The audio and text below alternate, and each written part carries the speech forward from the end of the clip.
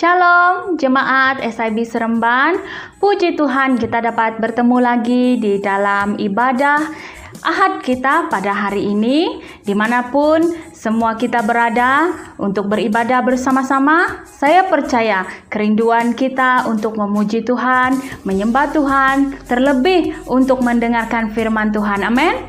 Dan pada pagi ini sebelum kita memulakan ibadah kita, mari saya ajak kita sama-sama untuk membaca daripada firman Tuhan yang akan kita belajar pada hari ini. Pembacaan kita pada hari ini diambil daripada Kisah Para Rasul pasal 3 ayat 1 hingga 26. Petrus menyembuhkan orang lumpuh. Pada suatu hari menjelang waktu sembahyang, yaitu pukul 3 petang, naiklah Petrus dan Yohanes ke bait Allah. Di situ ada seorang laki-laki yang lumpuh sejak lahirnya, sehingga ia harus diusung. Tiap-tiap hari, orang itu diletakkan dekat pintu gerbang bait Allah yang bernama Gerbang Indah untuk meminta sedekah kepada orang yang masuk ke dalam bait Allah. Ketika orang itu melihat bahwa Petrus dan Yohanes hendak masuk ke bait Allah, ia meminta sedekah. Mereka menatap dia dan Petrus berkata, "Lihatlah kepada kami." Lalu orang itu menatap mereka dengan harapan akan mendapat sesuatu dari mereka. Tetapi Petrus berkata, "Emas dan perak tidak ada padaku, tetapi apa yang kupunyai, kuberikan kepadamu. Demi nama Yesus Kristus, orang Nazaret itu, berjalanlah." Lalu ia memegang tangan kanan orang itu dan membantu dia berdiri. Seketika itu juga, kuatlah kaki dan mata kaki orang itu. Ia melonjak berdiri, lalu berjalan kian kemari dan mengikuti mereka ke dalam bait Allah, berjalan dan melompat-lompat, serta memuji Allah. Seluruh rakyat itu melihat dia berjalan sambil memuji Allah. Lalu mereka mengenal dia sebagai orang yang biasanya duduk meminta sedekah di gerbang indah, bait Allah, sehingga mereka takjub dan tercengang tentang apa yang telah terjadi padanya. Khotbah Petrus di Serambi Salomo. Kerana orang itu tetap mengikuti Petrus dan Yohanes, maka seluruh orang banyak yang sangat keheranan itu datang mengerumuni mereka di Serambi yang disebut Serambi Salomo. Petrus melihat orang banyak itu lalu berkata, "Hai orang Israel, mengapa kamu heran tentang kejadian itu? Dan mengapa kamu menatap kami seolah-olah kami membuat orang ini berjalan kerana kuasa atau kesalehan kami sendiri? Allah Abraham, Ishak dan Yakub, Allah nenek moyang kita telah memuliakan hambanya, yaitu Yesus yang kamu serahkan dan tolak di depan Pilatus, walaupun Pilatus berpendapat bahwa ia harus dilepaskan. Tetapi kamu telah menolak yang kudus dan benar, serta menghendaki seorang pembunuh sebagai hadiahmu. Demikianlah ia, pemimpin kepada hidup, telah kamu bunuh, tetapi Allah telah membangkitkan dia dari antara orang mati, dan tentang hal itu kami adalah saksi. Dan kerana kepercayaan dalam nama Yesus, maka nama itu telah menguatkan orang yang kamu lihat dan kamu kenal ini. Dan kepercayaan itu telah memberi kesembuhan kepada orang ini di depan kamu semua. Hai saudara-saudara, aku tahu bahwa kamu telah berbuat demikian kerana ketidaktahuan, sama seperti semua pemimpin kamu. Tetapi dengan jalan demikian, Allah telah menggenapi apa yang telah difirmankannya dahulu dengan perantaraan nabi-nabinya, yaitu bahwa Mesias yang diutusnya harus menderita. Kerana itu, Sedarlah dan bertobatlah supaya dosamu dihapuskan, agar Tuhan mendatangkan waktu kelegaan dan mengutus Yesus yang dari semula diuntukkan bagimu sebagai Kristus. Kristus itu harus tinggal di sorga sampai waktu pemulihan segala sesuatu seperti yang difirmankan Allah dengan perantaraan nabi-nabinya yang kudus di zaman dahulu. Bukankah telah dikatakan Musa, Tuhan Allah akan membangkitkan bagimu seorang nabi dari antara saudara-saudaramu sama seperti aku. Dengarkanlah dia dalam segala sesuatu yang akan dikatakan kepadamu, dan akan terjadi bahwa semua orang yang tidak mendengarkan nabi itu akan dibasmi dari umat kita. Dan semua nabi yang pernah berbicara mulai dari Samuel dan sesudah dia telah bernubuat tentang zaman ini. Kamulah yang mewarisi nubuat-nubuat itu dan mendapat bagian dalam perjanjian yang telah diadakan Allah dengan nenek moyang kita. Ketika ia berfirman kepada Abraham, oleh keturunanmu semua bangsa di muka bumi akan diberkati. Dan bagi kamulah pertama-tama Allah membangkitkan hambanya dan mengutusnya kepada kamu, supaya ia memberkati kamu dengan memimpin kamu masing-masing kembali dari segala kejahatanmu. Demikianlah pembacaan firman Tuhan pada hari ini. Sebelum kita memuji Tuhan dan mendengar daripada sabda firman Tuhan, mari kita mempersiapkan hati kita. Kita berdoa bersama-sama dan saya akan memimpin kita. Mari kita berdoa. Tuhan, kami menaikkan pujian dan syukur kerana kebaikan-Mu, kerana kasih setia-Mu dalam setiap pribadi kami Tuhan. Di tengah-tengah keadaan pada hari ini, kami tahu Tuhan Engkau tidak pernah meninggalkan kami. Engkau selalu beserta kami dan Engkau yang telah menjaga kami sehingga pada saat ini kami dapat berkumpul lagi untuk beribadah. Meskipun kami berada di rumah kami masing-masing, kami percaya Engkau hadir di dalam setiap pertemuan-pertemuan ini Tuhan.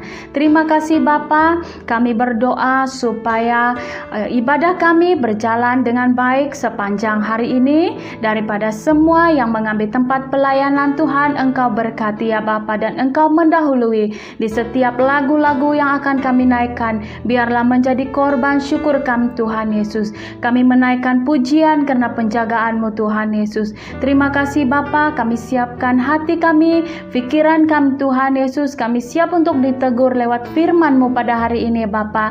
Biarlah firman-Mu tertanam di dalam hati kami Tuhan, yang akan menghasilkan buah yang subur Tuhan Yesus. Biarlah Tuhan kami mau menyerahkan seluruh hidup kami, takluk setiap pikiran kami, hati kami, bahkan seluruh hidup kami Bapa. Terima kasih Tuhan, terima kasih Yesus. Kami serahkan acara kami yang seterusnya ke dalam tangan-Mu. Di dalam nama Yesus kami sudah berdoa dan memohon semua ini. Amin.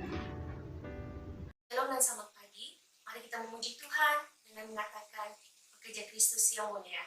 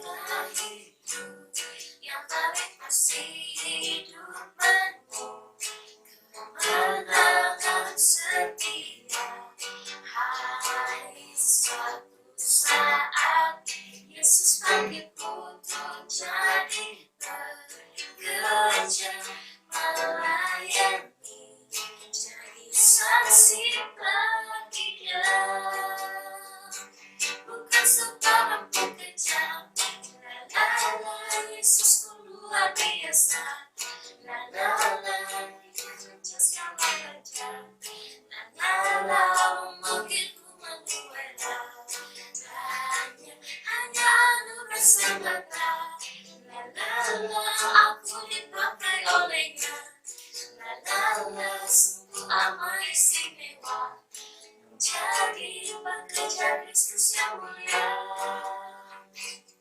Telah lama ku cari-cari langkah hidup yang paling pasti hidup penuh kemenangan setia. Hari suatu saat Yesus panggilku untuk jadi pekerja melayani, jadi saksi bagi Dia. Bukan sebarang pekerja, lala Yesus luar biasa, lala Dia sekala raja, lala memanggilku menuailah. Jangan hanya angkat semata, lala aku dipakai olehnya, lala sungguh amat istimewa, mencari pekerja Kristus yang mulia. Sungguh amat istimewa, mencari pekerja Kristus yang mulia. Sungguh amat istimewa, mencari pekerja Kristus yang mulia.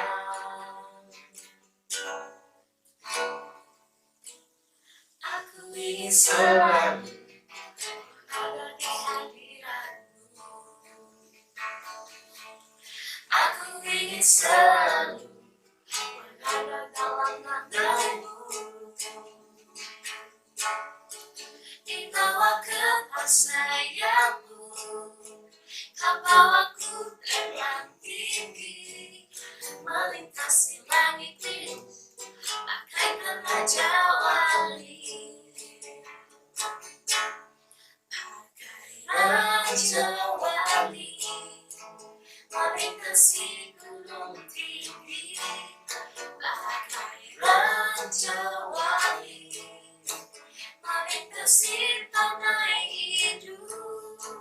Dibawa ke sayap-Mu, Kau bawaku terbang tinggi, melintasi langit biru, bagaikan raja wali.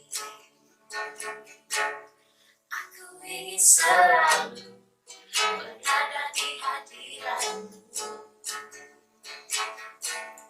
Aku ingin selalu berada dalam nama-Mu. Dibawa ke sayap-Mu, Kau bawaku terbang tinggi, melintasi langit biru, bagaikan raja wali.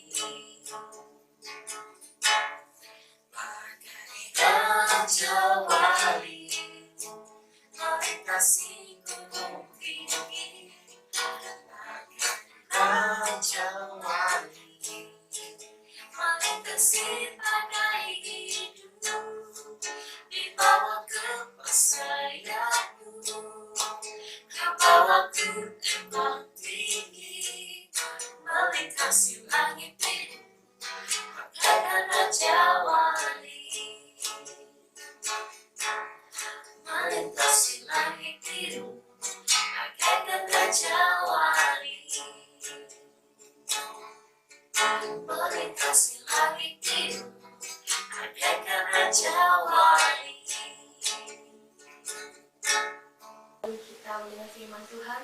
Mari kita persiapkan hati kita untuk datang kepada Tuhan dengan membawa pujian. Ini aku Tuhan.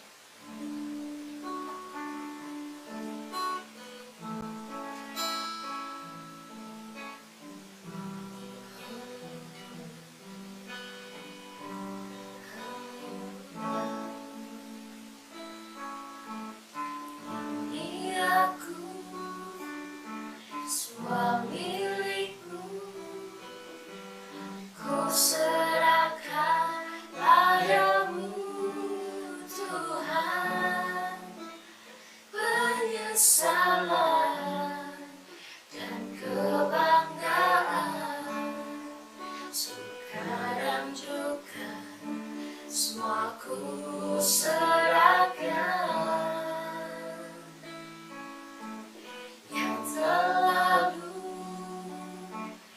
yang akan datang.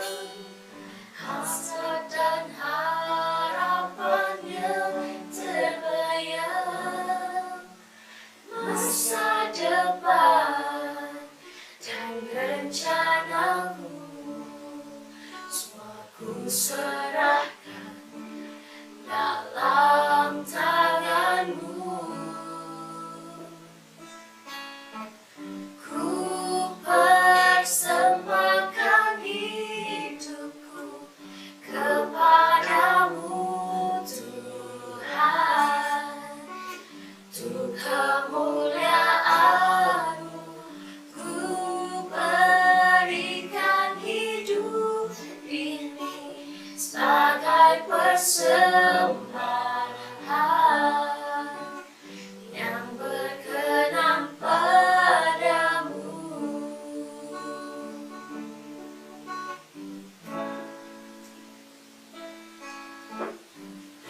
Ini aku, semua milikku, ku serahkan padamu Tuhan.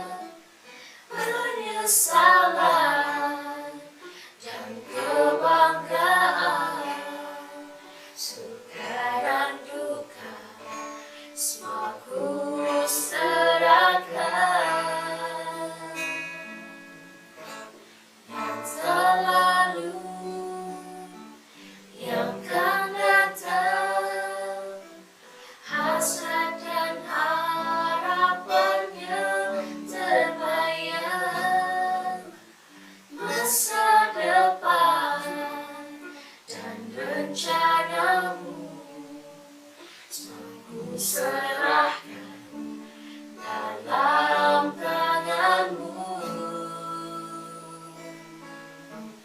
Ku persembahkan hidupku kepadamu Tuhan, untuk kemuliaan-Mu. Ku berikan hidup ini sebagai persembahan yang berkenan padamu.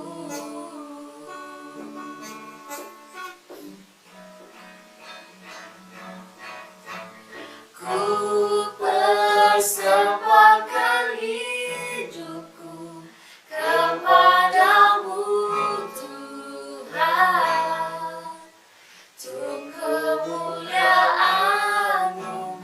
Ku berikan hidup ini sebagai persembahan yang berkenan padamu.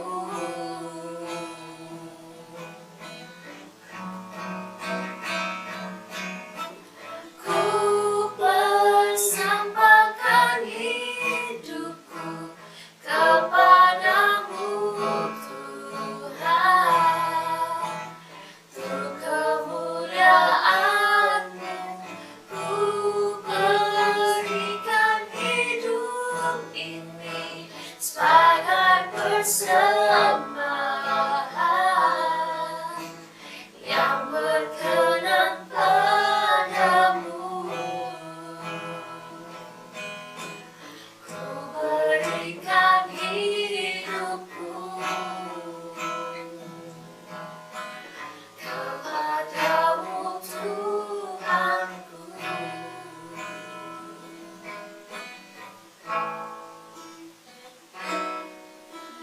Yesus, ingin kami datang kepadamu.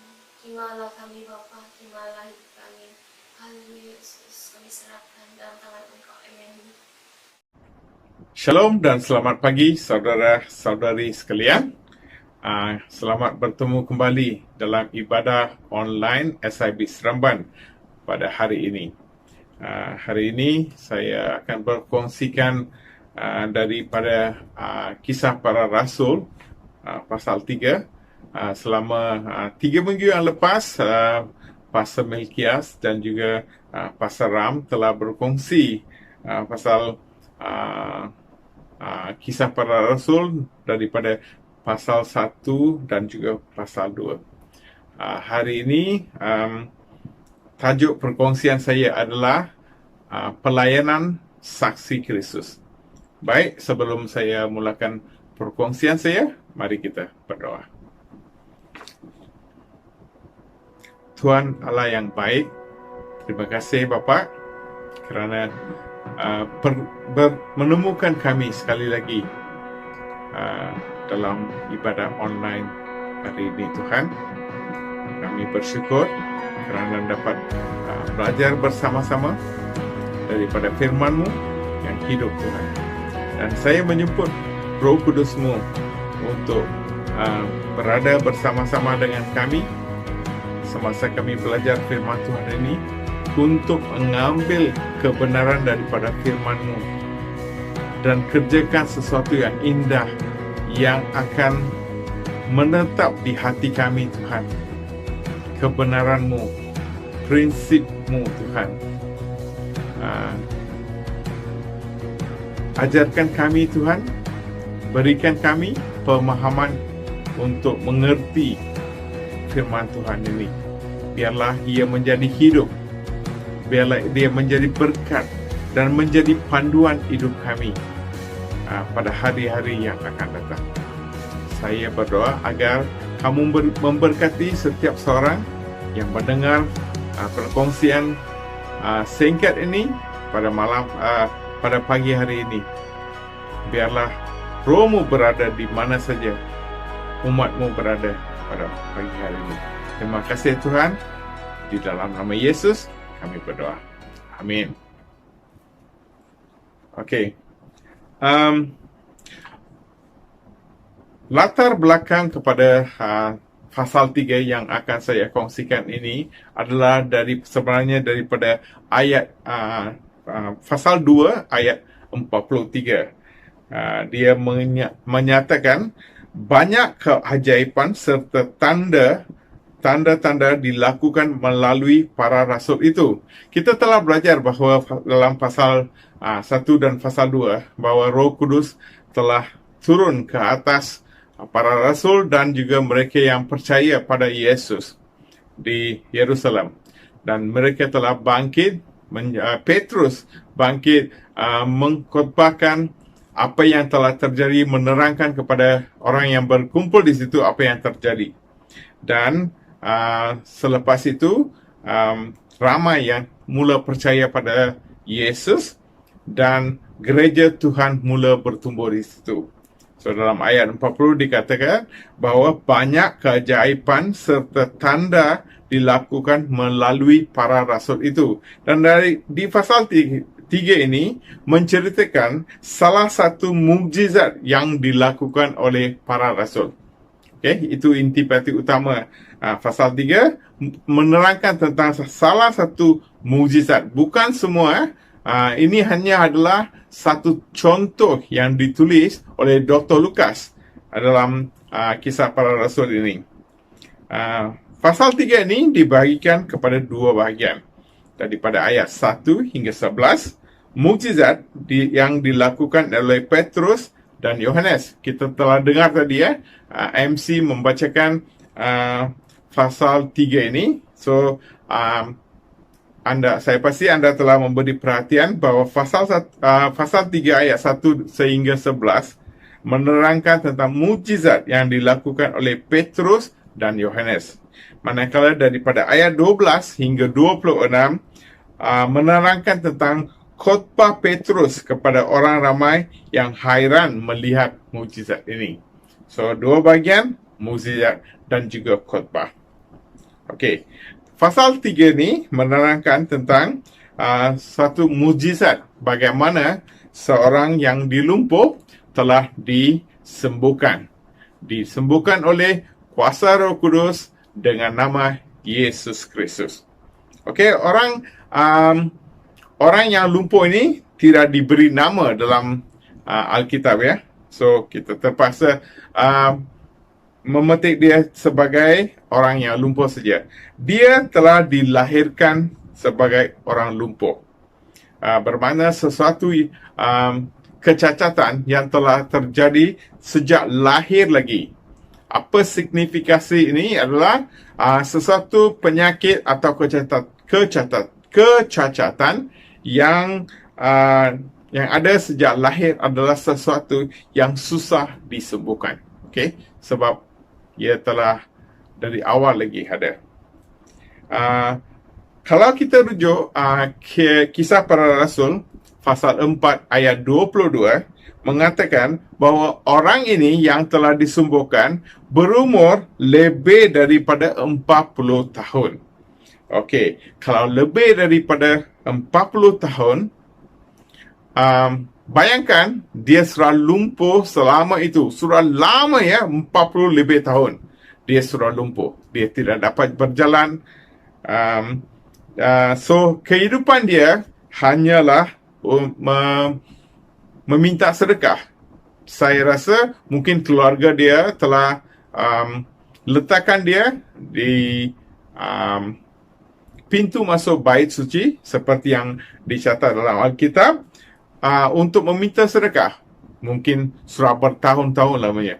Lebih daripada 30 tahun mungkin. Mungkin sejak dia dari remaja lagi. Dia telah meminta sedekah. Orang ini sebenarnya tidak ada pengharapan langsung. Pengharapan kerana dia tidak boleh hidup normal seperti anda dan saya. Okay? Seperti bekerja, mendirikan rumah tangga, ada anak dan sebagainya. Dia adalah seorang yang tiada pengharapan. Hidupnya hanya untuk meminta sedekah supaya dia boleh dapat sedikit duit dan dia boleh makan dan minum dan menyara kehidupannya. Itu adalah kehidupannya selama 40 lebih tahun. Dan orang ini adalah seorang yang tidak dapat menolong. Tidak ada pertolongan daripada sesiapa pun untuk menolong orang ini. Mungkin orang lumpuh ini yang setelah sekian lama berada di pintu masuk bait suci telah mendengar bahawa ada seorang yang boleh menyembuhkan penyakit, menyembuhkan orang buta, orang lumpuh, orang pekak, dan namanya Yesus. Tetapi baru-baru ini dia telah mendengar bahawa Yesus ini telah mati. Mungkin Yesus pernah lalu melalui tempat dia. Dan dia tidak dapat pergi ke Yesus untuk dipulihkan sebab dia langsung tidak dapat bergerak. Okey, orang lain perlu mengangkat dia setiap hari untuk datang ke tempat ini, iaitu bait suci ini, untuk meminta sedekah. So mungkin petang mereka akan bawa dia balik ke rumahnya. Dia bergantung pada belas kasihan orang lain untuk bergerak. Hanya untuk datang ke bait suci pun dia perlukan pertolongan orang lain. So itulah kehidupan dia. Tidak ada pengharapan, tidak ada pertolongan. Mari kita melihat bagaimana apa cerita dalam pasal 3 ni. Apabila Petrus dan Yohanes lalu, orang lumpuh itu meminta sedekah. Petrus dan Yohanes datang untuk menyertai prayer meeting pada masa itu, dan orang lumpuh itu yang berada di pintu masuk bait suci meminta sedekah dengan mereka. Okay? Petrus dan Yohanes merenungnya dan kemudian meminta dia memandang mereka. Dia meminta sedekah, no eye contact. Dia mungkin rasa segan. Kita boleh faham. Orang lumpuh, berpakaian lusuh mungkin kotor, dia mempunyai rendah hati, kerendahan hati, no self confidence. So dia minta dengan orang mungkin begini, minta tolong, minta apa-apa duit, dia tak pandang. Petrus dengan Yohanes menegurnya dan merenung dia betul-betul, kemudian meminta dia memandang mereka. Actually, they want him to listen what they are going to tell. So, Peter and John want a full attention from him. That's why they ask him to look at them. Orang lumpuh itu memandang mereka dengan harapan mereka memberi duit kepadanya. Apalagi apabila Petrus meminta dia untuk memandang dia mengangkat wajahnya, dia melihat mereka dan dia mengharapkan bahawa mereka akan beri duit. Okey, itu adalah satu kebiasaan. Apalagi yang orang lain boleh berikan, hanya duit saja. Okey. Tapi Petrus pada masa itu berkata, emas perak tidak ada padaku, tetapi apa yang ada padaku kuberikan kepadamu. Dalam nama Yesus Kristus orang Nazaret, bangkit dan berjalanlah. Dan seterusnya Petrus mengangkat dia, memegang tangannya, membantu dia untuk berdiri. Dan seterusnya, orang lumpuh itu yang dilahirkan lumpuh sejak lahir lagi disembuhkan. Disembuhkan. Dia berjalan, dia berlari, dia berlompat. Sesuatu yang dia tidak boleh buat sejak lahir. Itu adalah satu pengalaman baru untuk dia. Sesuatu yang ajaib. Satu keajaiban berlaku. Dia mengalami sukacita yang tak terkata. So, dia berjalan, berlari, melompat dan merasai kebahagiaan yang tidak pernah dirasai sebelum ini. Dan dia mengikut kedua-dua rasul itu masuk ke bait suci sambil memuji Tuhan. Haleluya, puji Tuhan. Satu keajaiban, satu mujizat berlaku. Okey. Kalau kita lihat pada ayat 2, bahawa setiap hari dia diangkat orang dan diletakkan di pintu masuk yang dipanggil pintu masuk bait suci, bait suci. So,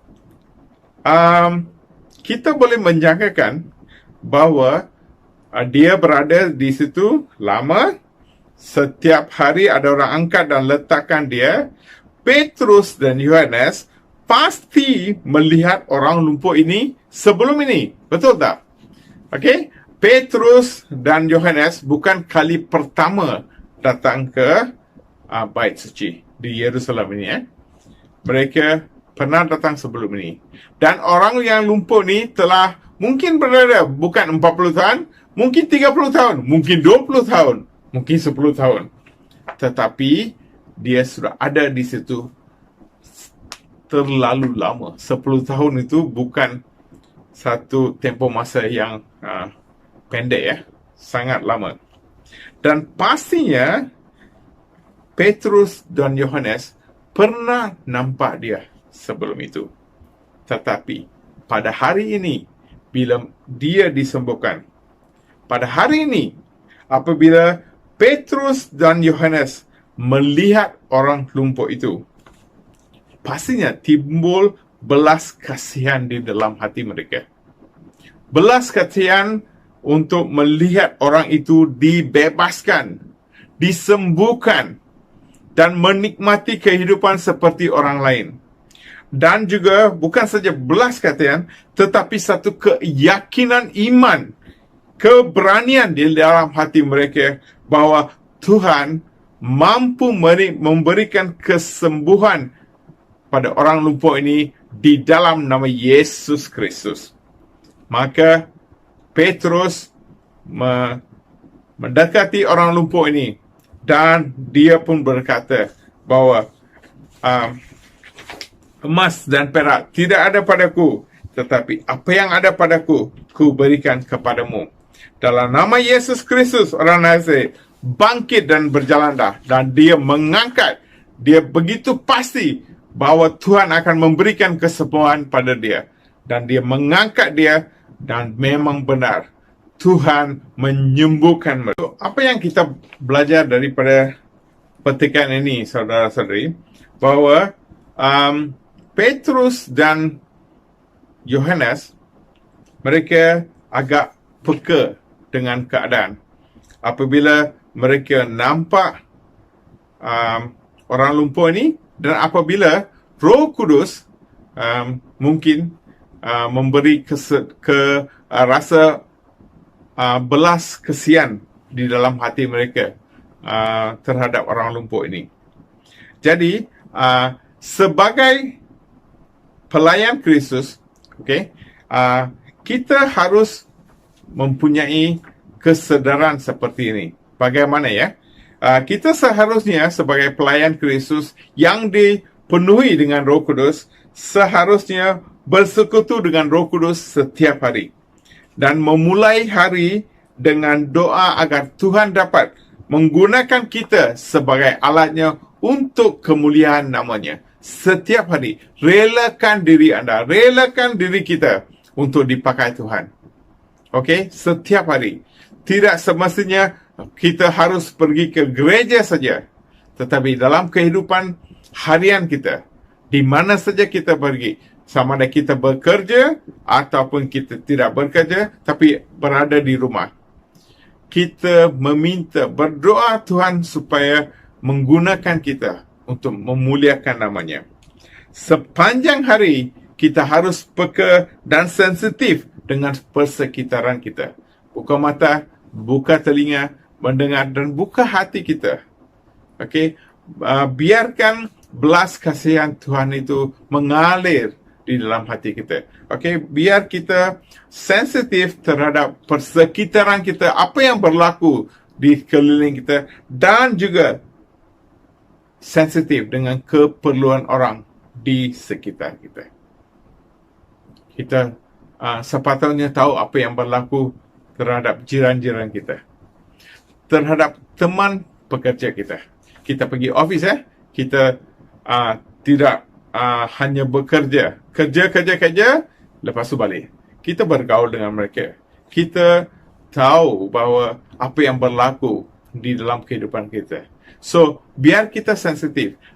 Dan dalam kehidupan kita, apabila Roh Kudus membisikkan sesuatu, menggerakkan hati kita, bertindaklah dengan iman dan juga kebijaksanaan menurut gerakan dan pimpinan Roh Kudus.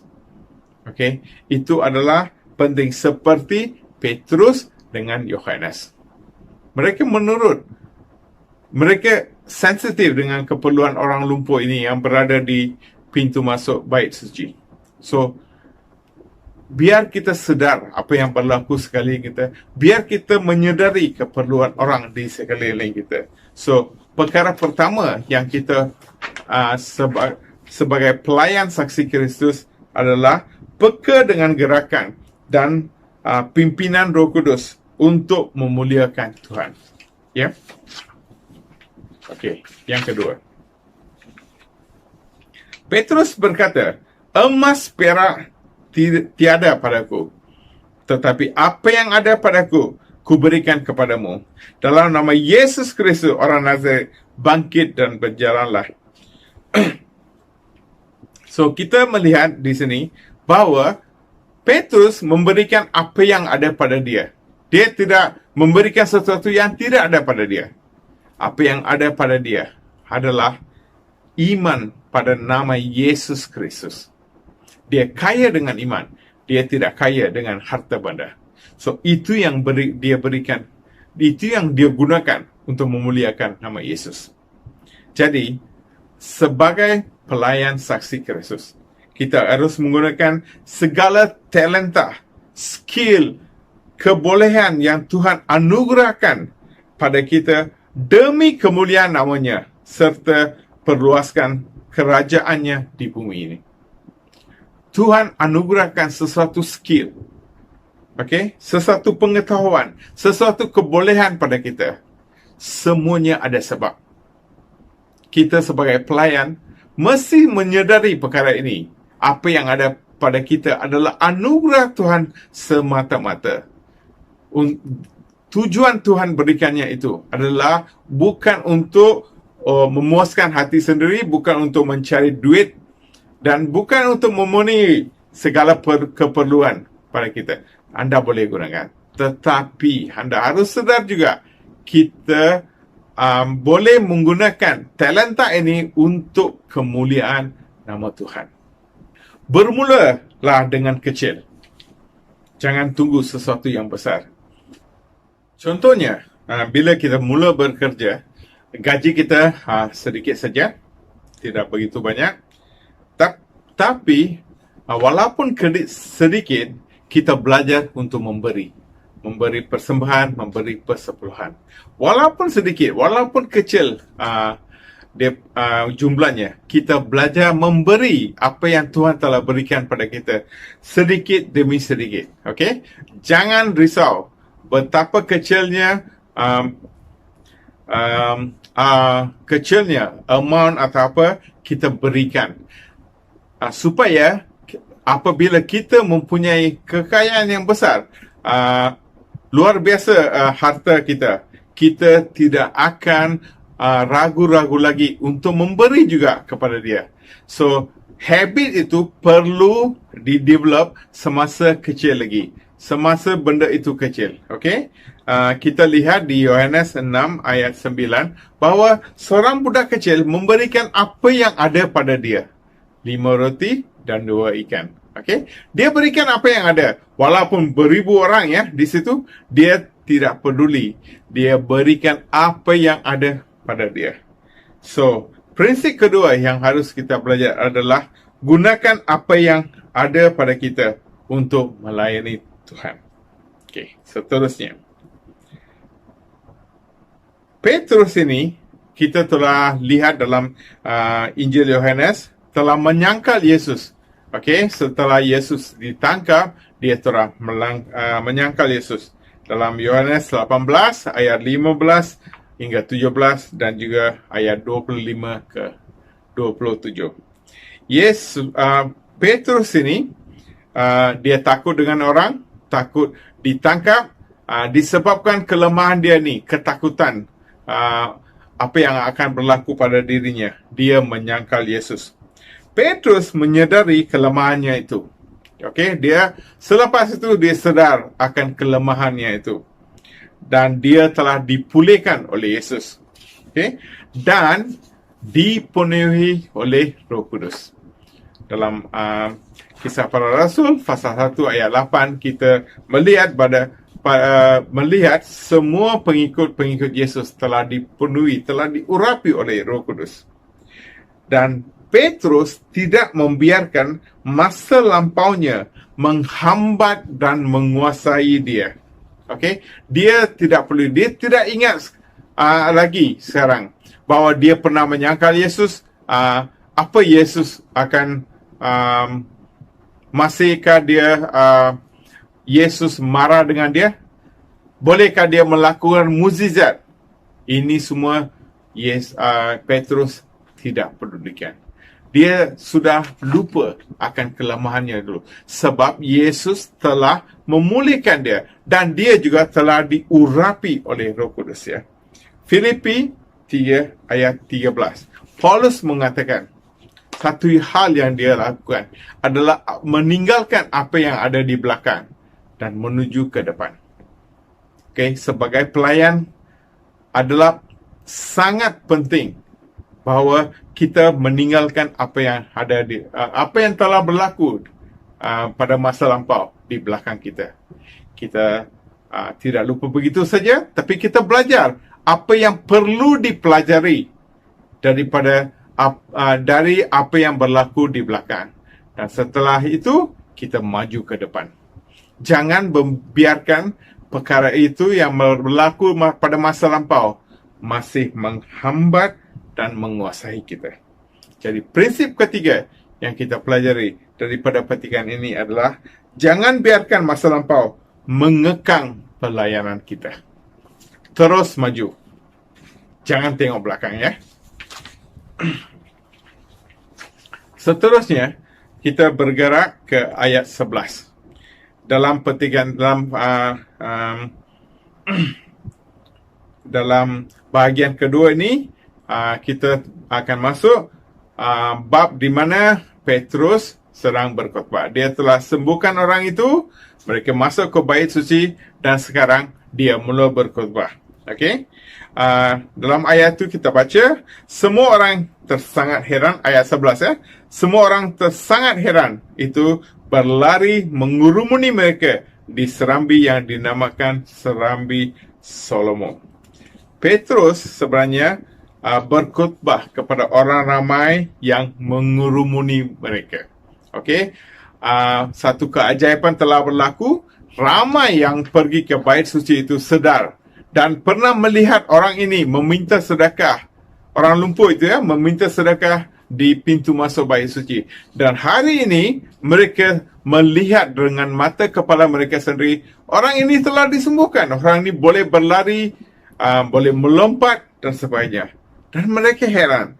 Mereka mengurumuni orang ini dan wants to know what has happened. How can this fella can be healed? Ayat 12b mengatakan, mengapa pula kamu merenung kami? Seolah-olah dengan kuasa atau kesalehan kami. Kesalehan kami sendiri, kami telah membolehkan orang ini berjalan.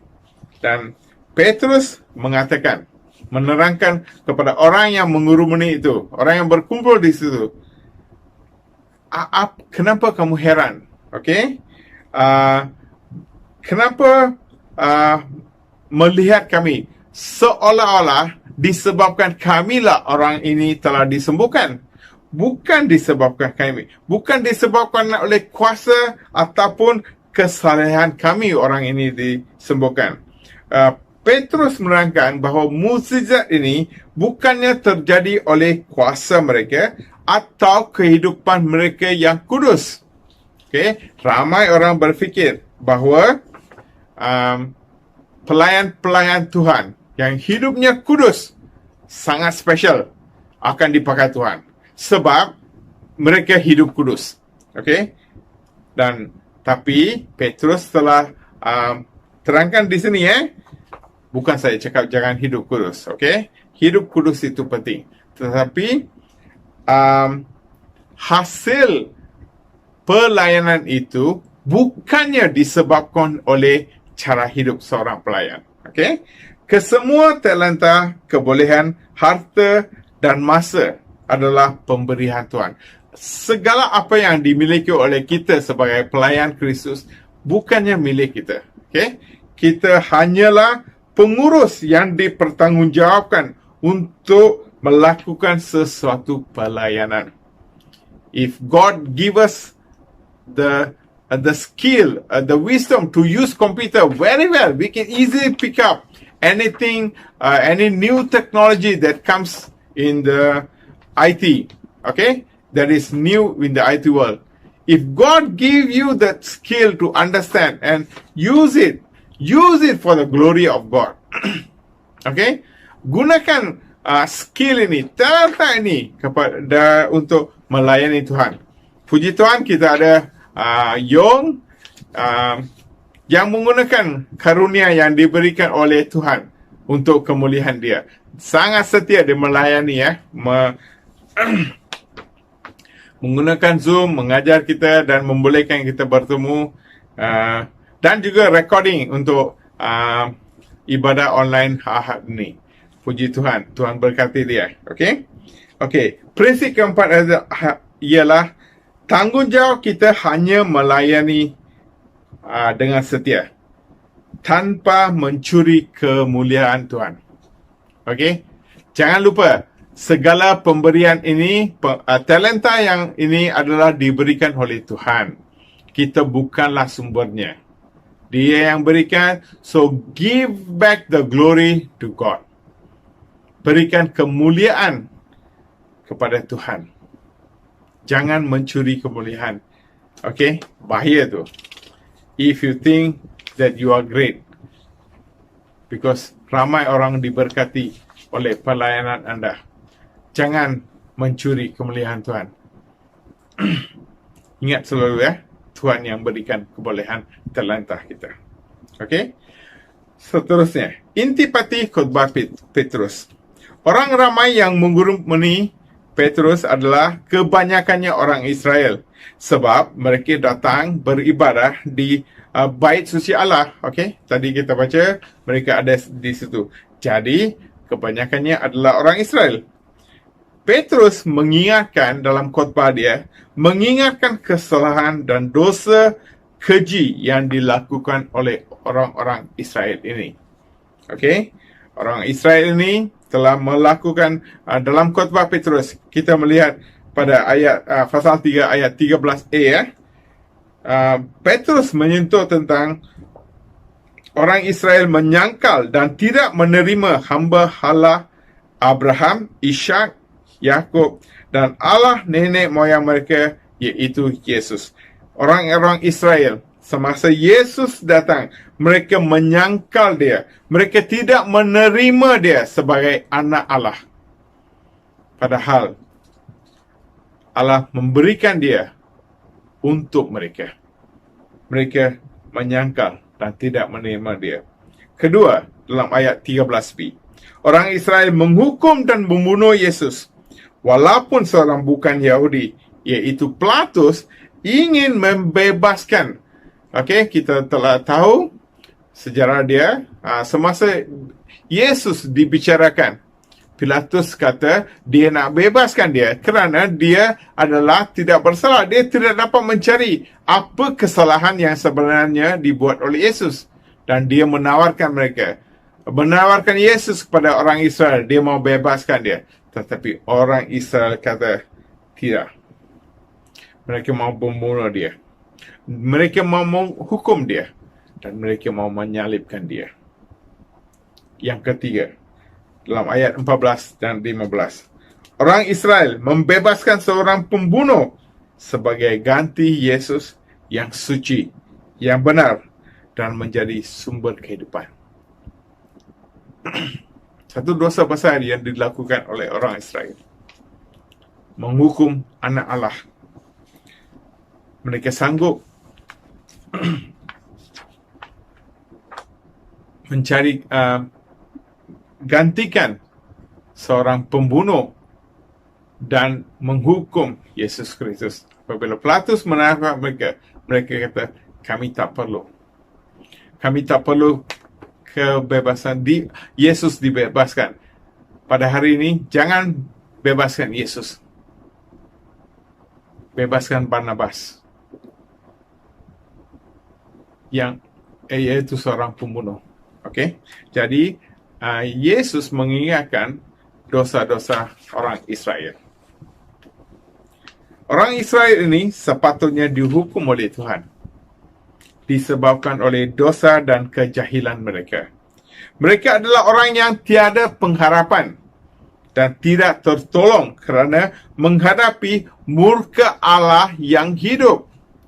Okey, Allah bersedia untuk menghukum mereka kerana disebabkan oleh dosa mereka. Jadi kalau sebenarnya orang Israel adalah orang-orang yang tidak boleh ditolong dan mereka tidak pengharapan kerana mereka dimurkai Tuhan. Sama seperti orang lumpuh yang disembuhkan itu tidak ada pengharapan dan tidak tertolong. Situasi mereka sama. Tetapi oleh kerana kematian Yesus, karya Yesus di kayu salib, bagi mereka yang bertaubat dan berpaling kepada Tuhan, akan diberikan kesegaran kelak. Okey, ditulis kesegarannya pada ayat 19. Orang yang sepatutnya dihukum, Tuhan berjanji mereka akan dipulihkan. Mereka akan disembuhkan. Dan mereka akan diberikan kesegaran. Sama seperti kesembuhan yang diberikan pada orang lumpuh itu. Orang lumpuh itu yang tidak ada pengharapan dan pertolongan selama 40 tahun lebih. Dia menderita kerana kecacatannya. Dia tidak ada apa yang dia boleh buat. Tetapi Tuhan memberikan kesembuhan bagi dia kerana dia percaya iman yang ada pada dia terhadap nama Yesus Kristus. Dan Tuhan juga berjanji bahwa Tuhan akan memberikan penyembuhan bagi mereka yang percaya dan berpaling kepada Tuhan Yesus. Mereka akan menerima keselamatan, ya. Okey. Sebagai kesimpulannya, pelayanan saksi Kristus adalah keselamatan dan pelayanan Tuhan adalah umpama menolong orang yang lumpuh, yang tidak ada pengharapan dan tidak tertolong. Itulah pelayanan kita. Sebenarnya kalau kita tak sadar, segala apa yang kita melayani, bukan saja di gereja, dalam kehidupan kita, kita berfungsi untuk menolong orang datang kepada Yesus Kristus. Sama seperti menolong orang yang lumpuh itu disembuhkan. Kita telah menerima kuasa Roh Kudus untuk menjadi saksi Kristus. Kita tidak melakukannya dengan kuasa dan kebolehan kita sendiri, tetapi Roh Kudus yang memampukan. Pelayanan sebagai saksi Kristus bukan sahaja di gereja, tetapi dalam semua aspek kehidupan harian kita. Okay? So, janganlah anggap Anda mesti pergi ke sekolah Alkitab untuk belajar, untuk melayani Tuhan. Janganlah anggap kita perlu mempunyai kelayakan-kelayakan tertentu untuk melayani Tuhan. Melayani Tuhan memerlukan kerelaan hati kita. Dan kita seharusnya merendahkan diri, merelakan diri untuk dipakai untuk Tuhan. Seperti yang kita belajar tadi. Prinsip yang pertama, peka dengan gerakan dan kepimpinan Roh Kudus untuk memuliakan nama Tuhan. That's all it is needed. We are all servants of God. You avail yourself to be used by God for the glory of His name. Dan prinsip kedua yang kita telah belajar adalah gunakan apa yang ada pada kita untuk melayani Tuhan. Nombor 3, jangan biarkan masa lampau mengekang pelayanan kita. Jangan disebabkan oleh pengalaman-pengalaman pahit menghalang Anda untuk melayani Tuhan pada hari ini. Tuhan telah memaafkan. Tuhan telah memulihkan. Tuhan telah memperkuatkan Anda, menguasai, memberi kuasa pada Anda melalui Roh Kudus untuk melayani Dia. So, look forward, forgetting the past, and look forward to serve Him. Naik sekali, tanggungjawab kita yang keempat adalah tanggungjawab kita hanya untuk melayani dengan setia. That's all. You do it, you serve God with all your heart. Dan jangan sekali-kali mencuri kemuliaan Tuhan. God is great. Jangan dimurkai oleh Tuhan, ya. Be humble always. Okay, mari kita berdoa.